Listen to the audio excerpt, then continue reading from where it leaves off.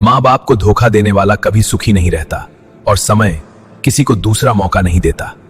आज के बच्चे एक डार्क रियलिटी, समय किसी का मोहताज नहीं होता और मौत किसी को माफ नहीं करती। प्रस्तावना। कहते हैं माँ बाप का दिल मंदिर से भी पवित्र होता है, लेकिन आज के दौर में इसी मंदिर में सबसे ज्यादा चोट उनके अपने बच्चे ही करते हैं। ये कहानी किसी एक घर की नहीं है, ये कहानी है हर उस माँ बाप की जो अपनी पूरी जिंदगी बच्चों के भविष्य के नाम लिख देते हैं और बदले में धोखा पाते हैं। एक साधारण परिवार उत्तर प्रदेश के एक छोटे से कस्बे में रहते थे। रमेश वर्मा। सरकारी नौकरी नहीं, कोई बड़ा ओहदा नहीं, बस एक प्राइवेट फैक्ट्री में 12 घंटे की मजदूरी।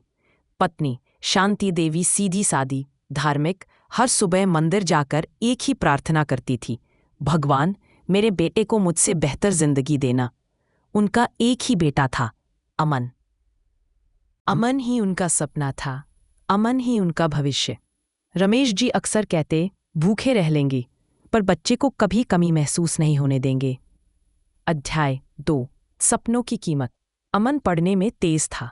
स्कूल के टीचर कहते, इस लड़के में दम है। रमेश जी ने अपनी छोटी सी जमीन बेच दी ताकि अमन शहर के बड़े कॉलेज में एडमिशन ले सके। शांति देवी ने अपने गहने गिरवी रख दिए।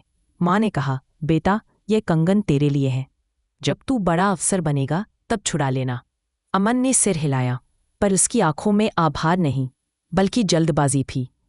शहर और बदलाव। शहर ने अमन को बदल दिया। नई दोस्ती, नई आदतें, नया स्टेटस। अब गांव का लड़का उसे शर्मिंदगी लगने लगा। माँ का साधारण पहनावा, पिता की टूटी चप्पल, सब उसे बैकवर्ड लगने लगे। फोन पर बात कम होती गई। शांति देवी रोज इंतजार करती, आज बेटा फोन करेगा, पर फोन नहीं आता।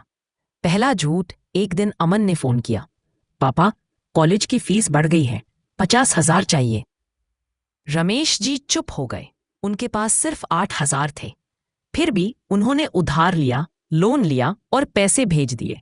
असलियत ये थी कि अमन ने वो पैसे एक पार्टी और नए मोबाइल पर उड़ा दी। वो पहला झूठ था जो आदत बन गया। माँ का डर। शांति देवी को कुछ ठीक नहीं लग रहा था। उन्होंने कहा, रमेश जी लड़का बदल गया है। रमेश जी बोले, बच्चा है, शहर का असर है। माँ का दिल सच पहचान लेता है, पर पिता अक्सर उम्मीदों में अंधे हो जाते हैं। झूठ पर झूठ। हर महीने कोई नई जरूरत, कभी लैपटॉप, कभी हॉस्टल फीस, कभी प्रोजेक्ट, कभी मेडिकल खर्च। माँ बाप ने कभी सवाल नहीं किया। उन्हें लगता था, हमारा बेटा झूठ क्यों बोलेगा। सच्चाई का पर्दाफाश। एक दिन कॉलेज से चिट्ठी आई। अमन पिछले 6 महीने से कॉलेज गया ही नहीं था। फीस बकाया थी, नाम कटने वाला था। शांति देवी के हाथ कांप गए। रमेश जी जमीन पर बैठ गए। उनका सपना टूट चुका था। सामना अमन को बुलाया गया। पहली बार माँ बाप ने सवाल किए। अमन चिल्लाया, आप लोगों को समझ नहीं आता, आज के जमाने में ऐसे नहीं चलता। वो शब्द शांति देवी के सीने में चाकू बनकर घुस गए। घर छोड़ना। अमन ने कहा, मैं इस गांव में नहीं रह सकता। और वो चला गया। पीछे रह गए 2 बूढ़े लोग और एक टूटा हुआ घर। समय का खेल। समय किसी का इंतजार नहीं करता। रमेश जी बीमार पड़ गए। इलाज के पैसे नहीं थे। शांति देवी ने अमन को फोन किया। फोन बिजी आया, फिर स्विच्ड ऑफ। मौत। एक रात रमेश जी की तबीयत बहुत बिगड़ गई। हॉस्पिटल पहुंचने से पहले उनकी सांसें थम गई। शांति देवी चिल्लाई, अमन तू आ जाता बेटा, पर समय किसी का मोहताज नहीं होता। अंतिम संस्कार। अमन पिता की मौत के 3 दिन बाद आया। ना आंसू, ना पछतावा, बस एक सवाल, घर मेरे नाम कब होगा। शांति देवी उस पल अंदर से मर गईं। बस। कुछ साल बाद अमन भी अकेला रह गया। दोस्त छोड़ गए, पैसा खत्म हो गया। वो उसी गांव लौटा जहां से भागा था।